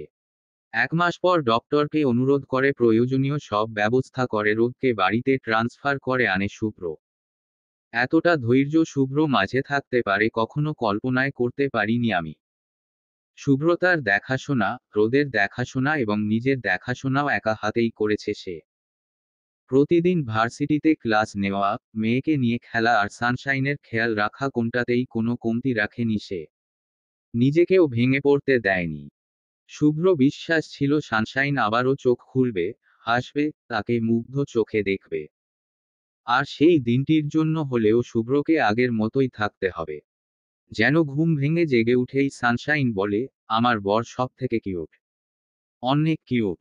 শুভ্র সেই বিশ্বাস বাস্তবে পরিণত হয় টানা 3 মাস 10 দিন পর জেগে উঠে সানশাইন। 6 মাসের মাথায় ফিরে আসে স্বাভাবিক জীবনে। এই দীর্ঘ 6 মাস পর আহমেদ পরিবারে আবারও খুশির ঝিলিক নামে। মেঘ কেটে গিয়ে আবারও দেখা দেয় রোদের হাসি। একটানা কথাগুলো বলে থামে সাহেল। সামনে রাখা পানির গ্লাসটা হাতে নিয়ে সম্পূর্ণ পানি এক নিঃশ্বাসে শেষ করে দেয় সে। জেনি সবটা শুনে স্তব্ধ হয়ে বসে আছে। বুকে খুব ভারী কিছু অনুভব করছে সে। টেবিলের বাতাসটা কখন যে এত শান্ত আর বিষাদময় হয়ে উঠেছে খেয়ালই করে নিজেনি। ছোট্ট শুভ্রতা পর্যন্ত বাবার গায়ে মাথা এলিয়ে নিশ্চুপ বসে আছে। এই ছোট্ট বাচ্চাটাও কতটা স্ট্রাগল করে এই পৃথিবীতে নিজের জায়গা করে নিয়েছে। জেনির চোখ দুটো ঘোলাটে হয়ে আসছে। আচ্ছা, তার কি কান্না পাচ্ছে? টেবিলে বসে থাকা প্রত্যেকটি মানুষের চোখে মুখে কষ্টের ছাপ। হয়তো বিগত দিনের কষ্টগুলোই আবারও চারা দিচ্ছে বুকে। জেনি আর চোখে শুভ্র দিকে তাকালো। শুভ্র চোখ দুটো জলে টলমল করছে। হয়তো প্রিয়তমাকে হারানোর ভয়টা আবারও জেগে উঠেছে মনে। খুব সাবধানে নিজেকে সামলে নিয়ে মুখে হাসি ফুটিয়ে বলে উঠে শুভ্র, সাহেল, শালা তুই তো দেখি আমার মানিজ্যত কিছু রাখলি না। বউয়ের সামনে বলা এক কথা আর পাবলিক প্লেসে এভাবে। সাহেল হেসে বলে, যা পাগলামো করছিস তার তো 2 ভাগও বলিনি। ওগুলো বললে তো মানিজ্যত যেটুকু আছে সেটুকুও থাকবে না। পাগলামো করার সময় মানিজ্যতের ভয় করে আমাদের একটু রেহাই দিলেই তো পারতিদস্ত। শুভ্র হাসে। জেনি জোরে একটা শ্বাস টেনে নিয়ে বলে, থ্যাঙ্ক গড ডায়েরিটা হারিয়েছিল, নয়তো এমন একটা ভালোবাসা দেখার সৌভাগ্যটা হতো না। সাহেল হেসে বলে, কি করব বলুন, এদের জামাইবউয়ের চিন্তায় এই ডায়েরির কথা আর মাথায় ছিল না। কিভাবে যে ওটা ময়লার ঝুড়িতে গেল আল্লাহ মালুম। এতক্ষণে কথা বলে হ্যারি বিস্ময় নিয়ে স্পষ্ট ইংরেজিতে বলে উঠে, জেনি সব সময়ই লাভ ম্যাজিকের কথা বলে। আমার আজ কথাটা বিশ্বাস করতে ইচ্ছে করছে। সত্যিই হয়তো ভালোবাসা নামক ম্যাজিক আছে। যে ম্যাজিক পাওয়ারটা স্বয়ং ঈশ্বর আমাদের হাতে তুলে দিয়েছেন। মেয়েকে কোলে তুলে নিয়ে শুভ্র ডান বাহুটা শক্ত করে চেপে ধরে টলমলে চোখে বলে উঠে রোদ, চোখ খুলে আবারও এই পৃথিবীটাকে দেখতে পাবো ভাবিনি কখনো। যেদিন চোখ খুললাম আর নিজের ঘর নিজের স্বামীর মুখটা আবারও দেখলাম, আমি তখন বিশ্বাসই করতে পারছিলাম না। সবকিছুকে স্বপ্ন বা কল্পনাও ভাবতে পারছিলাম না। মৃত্যুর পর তো স্বপ্ন বা কল্পনা থাকে না। মনে হচ্ছিল কোনো জান্নাতে আছি। যেখানে আস্ত একটি জান্নাত, আমার বর আমাকে বুকে আগলে রেখেছে সেই আগের মতো। আল্লাহকে এই নতুন জীবনের জন্য প্রতিটি মুহূর্তে শুকরিয়া জানাই। আমাকে এতটা ভাগ্যবতী করে পৃথিবীতে পাঠানোর জন্যও শুকরিয়া জানাই। কথা বলতে বলতেই চোখ থেকে পানি গড়িয়ে পড়ে। শুভ্রতা মায়ের মুখের দিকেই তাকিয়েছিল। মাকে কাঁদতে দেখেই ঠোঁট ভেঙে কান্নাভাব নিয়ে বাবাকে বলে, বাবা, আম্মু কাঁদে। শুভ্র হেসে রোদের কপালে চুমু দিয়ে মেয়ের দিকে তাকায়। নিচু হয়ে মেয়ের কপালে চুমু এঁকে দিয়ে বলে, তুমি মানা করো তাহলেই আর কাঁদবে না। শুভ্রতা খুব যত্নে জল মুছে দিয়ে মাথা দুলিয়ে বলে, তা কাঁদে না। জেনির চোখ দিয়ে পানি গড়িয়ে পড়ে। কেন কাঁদছে জানে না সে। শুধু জানে কান্না পাচ্ছে, প্রচুর কান্না পাচ্ছে। হঠাৎই কারো হাতের স্পর্শে ফিরে তাকায় জেনি। হ্যারি এক হাত জড়িয়ে আছে তাকে। জেনি তাকাতেই হাসি ফুটে তার মুখে। ফিসফিস করে বলে, ইস, বাচ্চাদের মতো কাঁদছো দেখি। Don't cry sweet little baby. Harry loves you and he will love you in every moment of his life. Jenny হাসে। আবারও শুরু হয় হাসিমজা। খাওয়া শেষে স্টল থেকে বেরিয়ে বিদায় নেওয়ার সময় বলে উঠে রোদ, জেনি, আপনারা আমাদের অতিথি। আমাদের খুঁজে এতটা দূর এসেছেন অথচ সামান্য আতিথেয়তার সুযোগ আমরা পাব না। তা তো হতে পারে না। পরশু আমার ভাইয়ার বিয়ে। এই কটা দিন আমাদের বাড়িতে আমাদের সাথেই থাকুন না প্লিজ। জেনি হেসে দেয়। এমন একটা দারুণ সুযোগ কখনোই মিস করতে চায় না সে। রোদকে জানায় তারা আসবে, তবে তার আগে হোটেলে যেতে হবে তাদের। রোদও হেসে সম্মতি জানায়। রাদীপ সাহেবের বাড়িতে আজ খুশির আমেজ। একমাত্র ছেলের বিয়ে উপলক্ষে দুই মেয়ে আর নাতিনাতনিরা এসে পাল্টে দিয়েছে বাড়ির পরিবেশ। ফাঁকা বাড়ি আজ বাচ্চাদের চিৎকার চেঁচামেচিতে ভরপুর। রাদীপ সাহেব নাতিনাতনিদের দেখছেন আর অবাক হচ্ছেন, তার কাছে মনে হচ্ছে এই তো সেদিন ছোট্ট ছোট্ট রোদরুহি সারা বাড়ি ছুটে ছুটে খেলতো, উনি অফিস থেকে ফিরলেই উনার উপর ঝাঁপিয়ে পড়তো, একটু বকলেই কান্না করে চোখ ফুলাতো। কিন্তু আজ তাদেরই ছেলেমেয়েরা গুটি গুটি পায়ে ঘুরে বেড়াচ্ছে ঘরের আনাচে কানাচে। ছোট ছোট হাত দিয়ে তাকে জড়িয়ে ধরছে। মেয়েরা যে কেন এত তাড়াতাড়ি বড় হয়ে যায় কে জানে। রাদীপ আহমেদ দীর্ঘশ্বাস ফেলে পাঞ্জাবির কোনা দিয়ে চশমা পরিষ্কার করেন। চশমাটা চোখে পড়ে নিয়ে ড্রয়িং রুমে খেলার্ত বাচ্চাদের ডাকেন, নানু ভাই, এ, নানু ভাই, এদিকে আসো। বাচ্চারা তাকায়। নানার ডাকে এক ছুটে এসে দাঁড়ায় উনার সামনে। রাদীপ সাহেবের চোখে মুখে সুখের হাসি। এই বাচ্চা তিনটির মাঝেই যেন মেয়ে দুটোর প্রতিচ্ছবি দেখতে পান তিনি। দুর্বল হাতে পাঞ্জাবির পকেট থেকে চকলেট বের করে তিনজনের হাতেই দুটো করে চকলেট দেন। বাচ্চারা চকলেট পেয়েই রাদীপ সাহেবের গালে চুমু দিয়ে দৌড় লাগায়। রাদীপ সাহেব হেসে খানিকটা দূরে চেয়ার টেনে বসেন। চায়ের কাপে চুমুক দিতে দিতে বাচ্চাদের খেলা দেখেন। আজ থেকে 20 বছর আগে এভাবেই ছুটে ছুটে খেলা করত রোদ, রুহি আর রাহাত। চকলেট পেয়ে নিজের ভাগের থেকে অর্ধেকটা ছোট বোনের দিকে এগিয়ে দিত দুজনেই। এটা বোনের প্রতি ভালোবাসা বুঝানোর এক অদ্ভুত পদ্ধতি ছিল তাদের। একের পর এক চেয়ার সাজিয়ে গাড়ি গাড়ি খেলছে বাচ্চারা। খেলার মাঝেই নিজেদের চকলেট থেকে একটা চকলেট শুভ্রতার দিকে এগিয়ে দেয় আদ্ররৌদ্র। এমনটা করতে কেউ শিখিয়ে দেয়নি তাদের, তবু কাজটি প্রায়ই করে তারা। হাতে কিছু পেলে তার অর্ধেকটা বোনকে দেওয়া যেন এক অলিখিত নিয়মে পরিণত হয়েছে। রাদীপ সাহেব চমকে উঠেন। পৃথিবীটা ভারী অদ্ভুত। ঘটনার পুনরাবৃত্তির মাধ্যমে মানুষকে চমকে দেওয়াটা যেন এক খেলা। চমকে দেওয়ার খেলা। শুভ্রতার প্রতি বরাবরই খুব দুর্বল রাদীপ সাহেব। রোজ যখন ডাক্তারদের হতাশা নিয়ে বিছানায় পড়েছিল তখন রাতের পর রাত এই বাচ্চাটার কথায় ভেবেছেন উনি। মা ছাড়া দুদিনের এই বাচ্চাটা থাকবে কিভাবে? বাবা হাজার আদর দিলেও কি মায়ের আদর পূরণ হয়? এই চিন্তা থেকেই রোদের মায়ের সাথে শুভ্র আবার বিয়ে করা নিয়ে আলোচনা করেছিলেন উনি। বাচ্চাটার জন্য হলেও শুভ্রকে আবার বিয়ে করা উচিত। মেয়ের যে ভরসা নেই, কে জানে প্রাণ ফিরে পাবে কিনা। নাতনির ভবিষ্যৎটাও তো দেখতে হবে তাদের। এই কথাটাই কিভাবে যে শুভ্র কানে গিয়েছিল কে জানে। এই নিয়ে শুভ্র কি রাগ? শুভ্রতার আশেপাশেও ঘেঁচতে দেয়নি তাদের। মেয়ের জন্য কাউকে চায় না শুভ্র, না চায় রোদের জন্য। সে বেঁচে থাকতে এই দুটো মানুষকে কারো দয়ার প্রয়োজন নেই আর না হবে। শুভ্র রাগ ভাঙতে দুটো মাস লেগেছিল রাদীপ সাহেবের। সেদিন তিনি কেঁদেছিলেন। কষ্টে নয়, মেয়ের স্বামী ভাগ্য দেখে খুশিতে কেঁদেছিলেন উনি। কিছুক্ষণের মাঝেই রোদ্দের বাড়িতে এসে পৌঁছালো সাহের নাবিলা। সাথে আছে একমাত্র ছেলে সাদাফ। জেনি আর হ্যারিও এসে পৌঁছেছে সেই ভরে।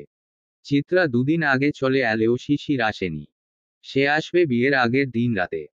রুহুন সাব্বিরও বিকেলের দিকে পৌঁছে যাবে। অফিস থেকে ছুটি নিতে গিয়ে বেশ ঝামেলায় পড়তে হয়েছে তাদের। দুজনেই এখন বিবাহিত, বউরাও সাথে আসছে তাদের। রাতুল সাকিব তো আছেই, সাথে আছে ভার্সিটি ক্রাশ শ্রেয়া এবং হাড়ের ডাক্তার রাহান।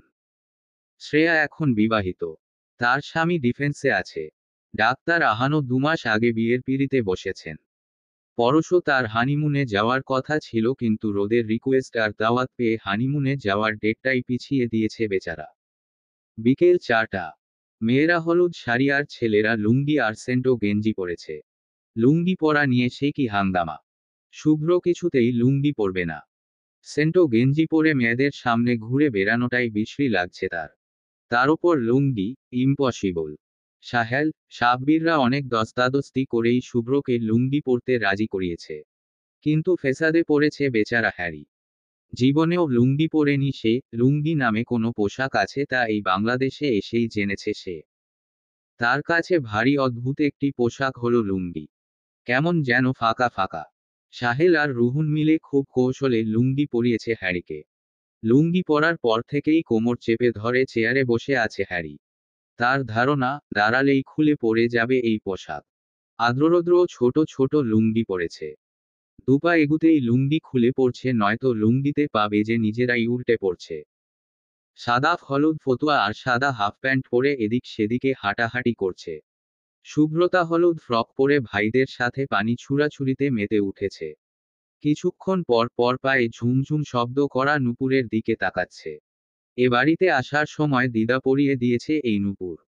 জিনিসটার নাম না জানলেও এর ঝুমঝুম শব্দটা খুব পছন্দ হয়েছে সুব্রতার। চিত্রা হলুদ শাড়ি পরে মুখ ফুলিয়ে বসে আছে। কিছুক্ষণ আগেই শিশিরের সাথে তুমুল কথা কাটাকাটি হয়েছে তার। কথা কাটাকাটির মূল কারণ শিশিরের না আসা। যদিও যা বলার চিত্রাই বলেছে, শিশির শুধু চুপচাপ শুনে গিয়েছে, তবুও চিত্রার মন মানছে না। হলুদে সবাই রোমাঞ্চ করবে আর তার হাজবেন্ড বাসায় বসে ল্যাপটপে কাজ করবে, তা কিছুতেই মেনে নিতে পারছে না সে। ছেলেরা ইতোমধ্যে গান ছেড়ে দিয়ে নিজেদের ক্রিয়েটিভিটি দেখানো শুরু করে দিয়েছে আর মেয়েরা হলুদের বাকি সব রীতি পালনের আয়োজন করছে। শুভ্র গায়ে সাদা সবুজ চেকের লুঙ্গি আর সাদা সেন্টো গেঞ্জি। গলায় ঝুলছে লাল গামছা। সিল্কি চুলগুলো কপালের অর্ধেকটাই ঢেকে রেখেছে। ভ্রু দুটো কুঁচকে এদিক সেদিকে তাকিয়ে রোদকে খুঁজছে সে। বাগানের এক কোনায় শুভ্রতাকে পানি দিয়ে খেলতে দেখে এক চিলতে হাসি ফুটে উঠে তার মুখে। মেয়ের মাকে খুঁজে না পেলেও মেয়েকে তো খুঁজে পাওয়া গেছে, তাতেই রক্ষে। শুভ্র কিছুটা এগিয়ে গিয়ে শুভ্রতাকে ডাকে। প্রিন্সেস। বাবা ডাকে, এদিকে এসো। ফাস্ট। শুভ্রতা বাবাকে দেখে দৌড়ে আসে। সারা শরীর ভিজে চুপচুপে তার। মেয়ে সামনে এসে দাঁড়াতেই ভ্রু কুঁচকে তাকায় শুভ্র। জামা ভেজা কেন, মা? ঠান্ডা লাগবে তো। তোমার আম্মু কোথায়? শুভ্রতা ভারী পল্লব ঝাঁকিয়ে পিটপিট করে বাবার দিকে তাকায়। আম্মু খেয়েছে। শুভ্র ভ্রু কুঁচকায়। রোদের কেয়ারলেসে খুবই বিরক্ত সে। নিজের কথা না হয় বাদই দিল, মেয়েটার দিকে খেয়াল রাখার সময়টাও কি নেই তার। শুভ্র মেয়েকে কোলে তুলে নিয়ে জিজ্ঞেস করে, কথায় খেলছে তোমার আম্মু? শুভ্রতা এক হাতে বাবার গলা জড়িয়ে অন্য হাতে স্টেজের দিকে ইশারা করে বলে, ওইতে। শুভ্র মেয়েকে নিয়ে স্টেজের দিকে এগিয়ে যায়। চারপাশে তাকিয়ে রোদকে খুঁজে। রোদ স্টেজের এক কোণে কিছু একটা করছিল। শুভ্র ডাক কান পর্যন্ত পৌঁছায় না তার। এত গান বাজনায় না শোনারই কথা।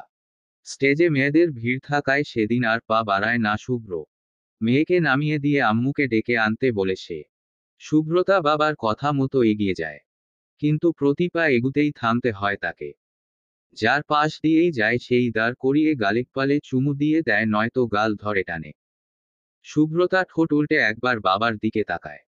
এদের এত এত আদরে মেয়ে বিরক্ত, আর মেয়ের বাপ মহাবিরক্ত। আদর নামক অত্যাচার সহ্য করে মায়ের পেছনে গিয়ে দাঁড়ায় শুভ্রতা, মায়ের আঁচল টেনে ডাকে, আম্মু, আম্মু। রোদ ফিরে তাকায়। মেয়ের ভেজা শরীর দেখেই চমকে ওঠে। না জানি কতক্ষণ যাবৎ ভেজা শরীরে ঘুরে বেড়াচ্ছে মেয়েটা।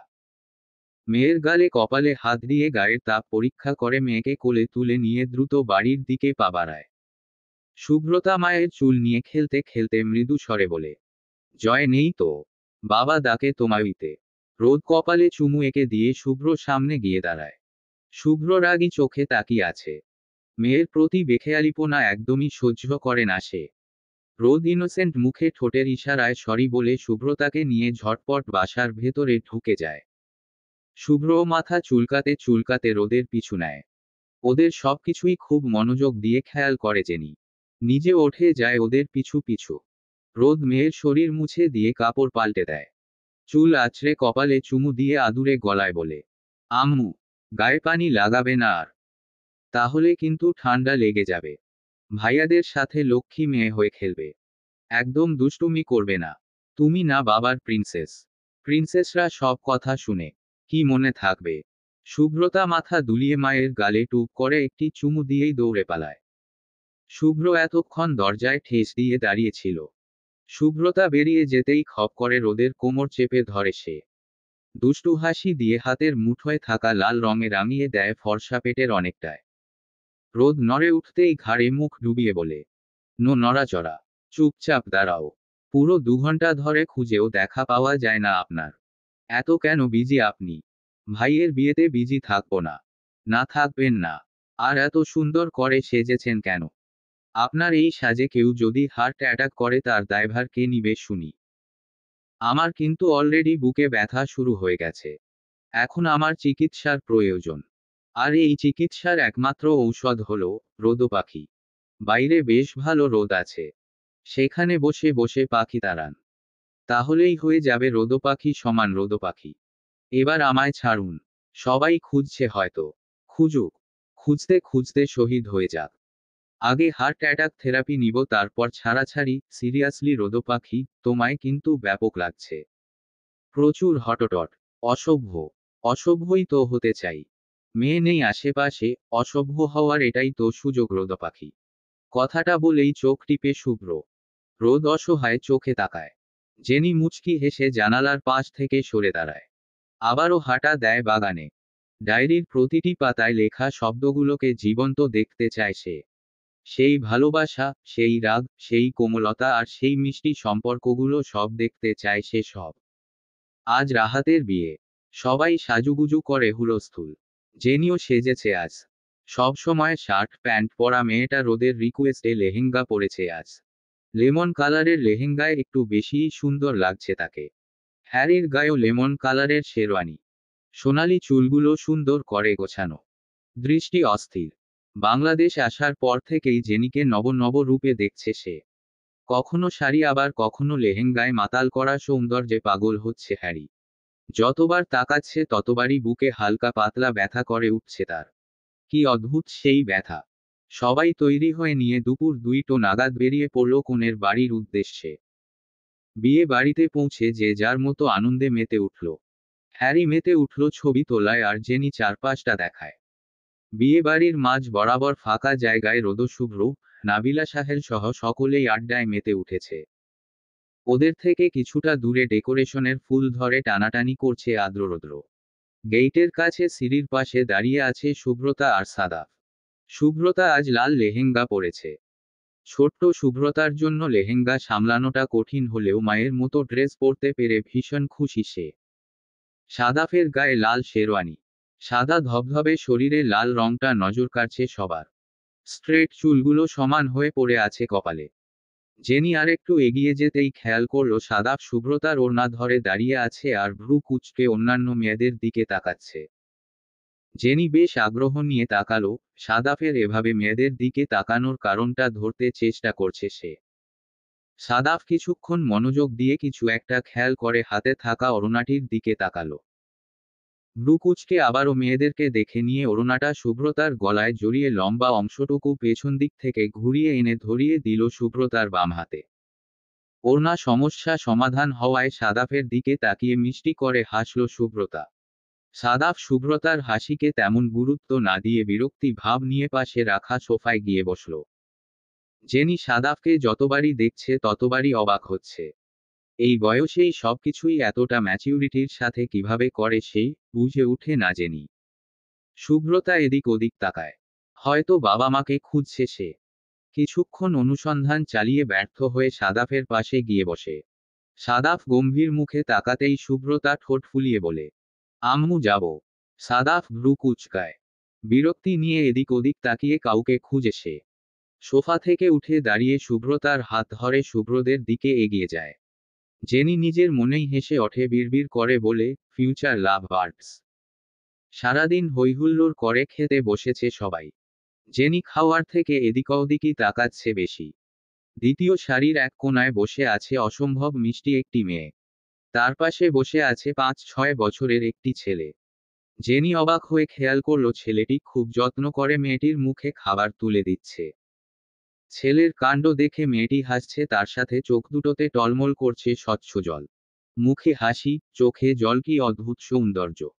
জেনি চোখ ঘুরিয়ে শুভ্র দিকে তাকালো। শুভ্র শেরওয়ানির হাতা কনুই পর্যন্ত গটিয়ে নিজে খাচ্ছে, সাথে সাথে মেয়েকেও খাওয়াচ্ছে। রোদ খাওয়া ছেড়ে পাশে বসে একদৃষ্টিতে বরের দিকে তাকিয়ে আছে। শুভ্র 1-2 বার আর চোখে তাকাচ্ছে, পরমুহূর্তেই নিজের কাজে মন দিচ্ছে। তাদের পাশেই বসেছে সাহেল, নাবিলা আর সাদাফ। বাবা মার মাঝখানে বসে নিজের মতো করে চুপচাপ খাচ্ছে সাদাফ। যদিও টেবিল পর্যন্ত পৌঁছতে বেশ বেগ পেতে হচ্ছে তাকে। নাবিলার পাশে বসেছে রুহি, অভ্র আর আদ্ররৌদ্র। জেনি বেশ খেয়াল করে দেখেছে আদ্ররৌদ্র হাজার দুষ্টামি করলেও কখনোই একজন আরেকজনের বিপক্ষে কথা বলে না। তাদের কাজ কথা সব একদিকে। মাথায় হালকা কুকরানো চুলের ছেলেটা হলো রৌদ্র। আদ্র থেকে কয়েক ধাপ বেশিই দুষ্টু সে। সারাদিন উল্টোপাল্টা কাজ করতেই বেশি পছন্দ তার। আদ্র ঠিক তার উল্টো। সব সময় ভাইয়ের সাথে সাথে থাকলেও বেশ ঠান্ডা মেজাজের ছেলে সে। ভাইকে বকার হাত থেকে বাঁচানোই তার প্রধান কাজ। জেনির ডান পাশে বসেছে চিত্রা, শিশির। চিত্রা খাওয়া ছেড়ে বসে আছে। ক্ষুধা পেলেও খেতে পারছে না সে, কেমন একটা গা গুলাচ্ছে। শিশির স্ত্রীর দিকে ভ্রু কুঁচকে তাকিয়ে এটা ওটা জিজ্ঞেস করছে। জেনিদের পাশের টেবিলে বসেছে সাকিব, রাতুল, শ্রেয়া, শ্রেয়ার হাজবেন্ড, আহান, রুহন, সাব্বির সহ তাদের বউ।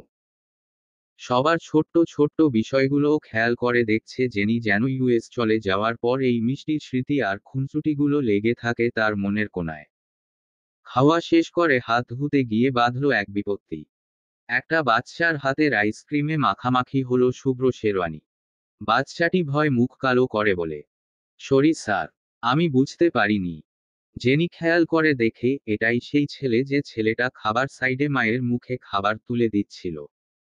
শুভ্র বাচ্চাটির মাথায় হাত রেখে চুলগুলো হালকা ঝাঁকিয়ে দিয়ে বলে উঠে, ব্যাপার না চ্যাম্প, বিয়ে বাড়িতে এমন একটু আধটু হয়। কিন্তু তোমার আইসক্রিমটা যে নষ্ট হয়ে গেল। ছেলেটি চোখ তুলে তাকায়। শুভ্র স্নেহভরা কণ্ঠে ভয়টা অনেকটাই কেটে গেছে তার। শুভ্র হাসি মুখে জিজ্ঞেস করে, নাম কি বাবু? শুভ্র আহমেদ। শুভ্র চমকে উঠে বলল, আরে তোমার নামটা তো দেখি আমার নামের যমজ ভাই। শুভ্র উৎসাহ নিয়ে বলে, আপনার নাম কি স্যার? আমার নাম শুভ্র। আর স্যার বলছো কেন? আমি কি গণিতের রাগী টিচার? স্যার শুনতে একদমই ভালো লাগছে না। তুমি বরং আমাকে চাচ্চু বলতে পারো। ছেলেটি হাসি মুখে বলে, আমার বাবার নামও শুভ্র, শুভ্র আহমেদ। শুভ্র কিছু বলবে তার আগেই হন্তদন্ত হয়ে অনেকটাই ছুটে আসে একটি মেয়ে। ছেলের হাত ধরে শুভ্র শেরওয়ানির দিকে তাকিয়ে অপরাধী গলায় বলে, আই এক্সট্রেমলি সরি ভাইয়া।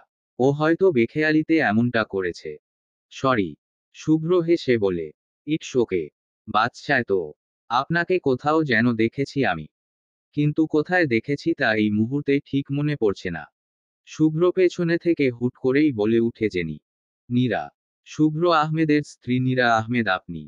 নীরা বেশ অবাক হয়। বিস্ময় নিয়ে বলে, হ্যাঁ, কিন্তু আপনি কিভাবে? জেনি হাসে। শুভ্রকে উদ্দেশ্য করে বলে, শুভ্র সাহেব, আপনি আর রোদ উনাকে হসপিটালে দেখেছিলেন। বিয়ের কিছুদিন পর যখন আপনার অ্যাক্সিডেন্ট হয় তখন। মনে পড়েছে। শুভ্র অবাক হয়ে জেনির দিকে তাকায়। পরমুহূর্তেই হেসে উঠে বলে, হ্যাঁ মনে পড়েছে। আমাদের থেকে আমাদের লাইফের ঘটনাগুলো আপনারই বেশি মনে আছে দেখছি। এনিওয়ে, মিসেস নীরা, আমি আবরার আহমেদ শুভ্র। আপনার হাজবেন্ড আর আমার একই দিনে অ্যাক্সিডেন্ট হয়েছিল। আমার ভাগ্য ভালো ছিল তাই হয়তো আমি বেঁচে গিয়েছি। তখন হয়তো চ্যাম্প পৃথিবীতে আসেনি। মাত্র 2 মাসের ছিল। তাই না? স্বামীর কথা মনে পড়তেই চোখ ভিজে এলো নীরার। তবে কারো চোখে পড়ার আগেই নিজেকে সামলে নিয়ে হাসি ফুটালো মুখে। এই হাসিটা নিয়েই তো বেঁচে আছে সে। শুভ্র মৃত্যুর পর কত ঝড়োঝাপটায় না গিয়েছে তার উপর। একদিকে বিয়ের চাপ, অন্যদিকে এভর্ষণ করার চাপ। সবার এক কথা, বাপ ছাড়া বাচ্চা পালা এত সহজ নয়। তার থেকে বাচ্চাটা ফেলে দিয়ে নতুন করে জীবন সাজাও। সারা জীবন কি বাপের বাড়ি বা শ্বশুরবাড়ির বোঝ হয়ে থাকবে? নীরা বোঝ হয়ে থাকেনি। বাচ্চাও নষ্ট করেনি, তবে বাবা মা, আত্মীয় সবাইকে ছেড়ে দিয়েছে। ফ্রেন্ডের সাহায্যে প্রাইভেট ফার্মে জব নিয়ে একা চলতে শিখেছে। তার শুভ্র চিহ্নকে বুকে আগলে কষ্টের মাঝেও হাসতে শিখেছে। আজ শুভ্রবের দিকে তাকালে শুভ্র প্রতিচ্ছবিই দেখতে পায় সে। মায়ের প্রতিটি দুঃখের সঙ্গী হয়েছে সে। এই ছোট্ট বয়সেই বুঝে নিয়েছে তাদের কেউ নেই। সে ছাড়া তার মার আর কেউ নেই। কেউ না। নীরা মুচকি হেসে ছেলের মাথায় চুমু দিয়ে বলে, সরি। আসলে আমি সেদিন খেয়াল করিনি আপনাদের। আপনি যে পরিস্থিতিতে ছিলেন তাতে খেয়াল না করাটাই স্বাভাবিক। বাদ দিন সেসব কথা। তো চ্যাম্প, কোন ক্লাসে পড়ো? ক্লাস 1। গুড। আমার জন্য যে তোমার আইসক্রিমটা নষ্ট হলো তার ক্ষতিপূরণ হিসেবে আমি কি তোমায় একটা আইসক্রিম কিনে দিতে পারি? শুভ্র কথার মাঝেই দৌড়ে আসে শুভ্রতা। তার পিছু পিছু রোদ। শুভ্রতা বাবার শেরওয়ানির কোনা ধরে টেনে নিজের অস্তিত্বের জানান দেয়। শুভ্র হেসে শুভ্রতাকে কোলে তোলে নিয়ে শুভ্রকে ইশারা করে বলে, আম্মু, ওটা তোমার ভাইয়া হয়। শুভ্রতা অবাক চোখে তাকিয়ে বলে, আরেকটা ভাইয়া? হু, আরেকটা ভাইয়া? ভাও ভাইয়া না পতা ভাইয়া? অনেক ভালো ভাইয়া। ওর নাম শুভ্র। ভাইয়াকে হ্যালো বলো। শুভ্রতা শুভ্রবের দিকে তাকিয়ে হাসে। হাসি মুখে বলে, হ্যাঁ ভাইয়া, আমি শুভ্রতা। নীরা হাসে। দুপা এগিয়ে শুভ্রতার সামনে এসে দাঁড়ায়। ডান গালটা টেনে দিয়ে বলে, অনেক কিউট তো। একদম আপনার মতো হয়েছে। শুভ্র হেসে বলে, সবাই তাই বলে, তবে আমার মনে হয় ওর মায়ের মতো হয়েছে। নীরা হেসে শুভ্রতাকে জিজ্ঞেস করে, মামুনি, তোমার কয়টা ভাইয়া? শুভ্রতা কিছুক্ষণ ভেবে বলে, এতগুলা। আচ্ছা, নাম কি তোমার ভাইদের? আদ্য ভাইয়া, রদ্য ভাইয়া, সাতাপ ভাইয়া আর এই নতুন ভাইয়া। নীরা হেসে আবারও গাল টানে। শুভ্র পাশে তাকিয়ে রোদকে ইশারা করে বলে, মিট মাই ওয়াইফ, রোদেলা। ইরা রোদের সাথে কুশল বিনিময় করে হাসি মুখে বলে, কি মুশকিল। বাচ্চার মাকে দেখলে মনে হয় বাচ্চা তার মার মতো হয়েছে, আবার বাবাকে দেখলে মনে হয় বাচ্চা তার বাবার মতো হয়েছে। আসলে কার মতো হয়েছে বলুন তো? নীরার কথায় শব্দ করে হেসে উঠে সবাই। নীরাকে বাড়িতে আসার নিমন্ত্রণ জানিয়ে বউ নিয়ে বিদায় নেয় তারা। বাসায় ফিরে বউকে ড্রয়িং রুমে বসানো হলে বেশ কয়েকটা ছবি তোলে নেয় জেনি। বউয়ের নাম আফসানা রূপ। বাংলা বিভাগের ৩য় বর্ষের ছাত্রী সে। শান্ত মেজাজের, গোলগাল মিষ্টি একটি মেয়ে। রাত 12টার দিকে বাসর ঘরের দরজায় ভিড় জমায় সবাই। দরজায় উকিঝুঁকিতে মেতে উঠে রোদরুহি সহ রাতুল, সাকিবও। হ্যারিও দুয়েকবার কান পেতেছে।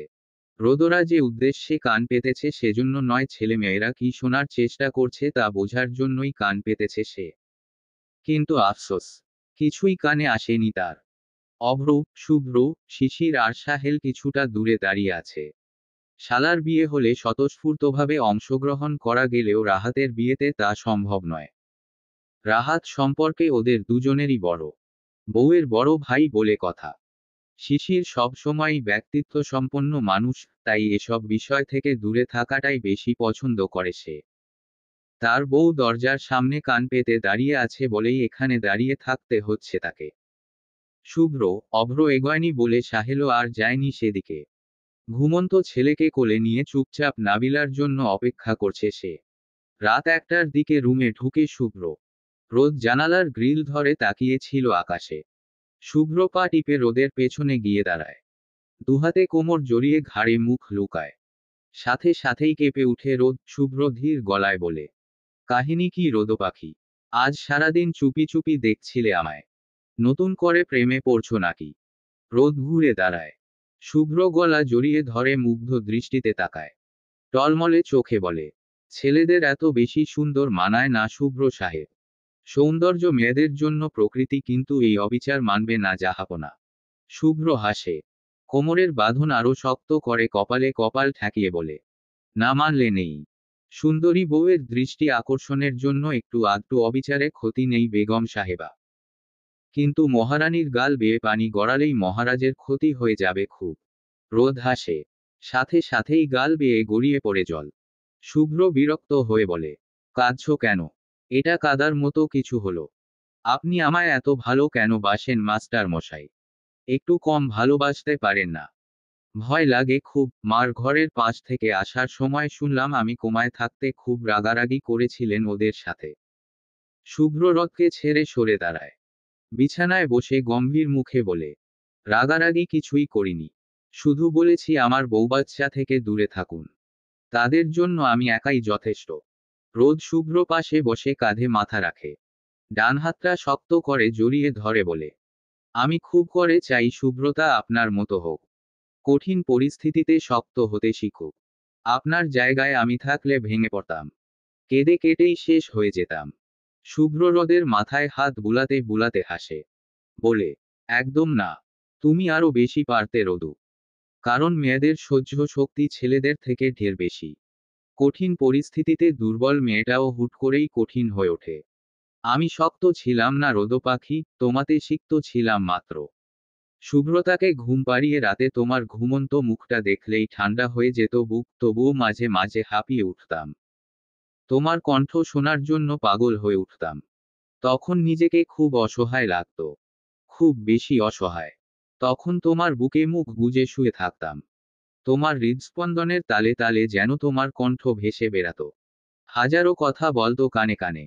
এটুকু বলে দীর্ঘশ্বাস ফেলে শুভ্র রোদকে শক্ত করে নিজের সাথে জড়িয়ে নিয়ে কাপা গলায় বলে, তোমার হৃদস্পন্দন সবসময় একটা ধ্বনিই করত, তোকে চাই, তোকে চাই, এবং তোকেই চাই। আমিও শুধু তোকেই চাই রোদো পাখি। জীবনের শেষ মুহূর্তেও তোমার হৃদস্পন্দনের তালে এই শব্দটাই শুনতে চাই।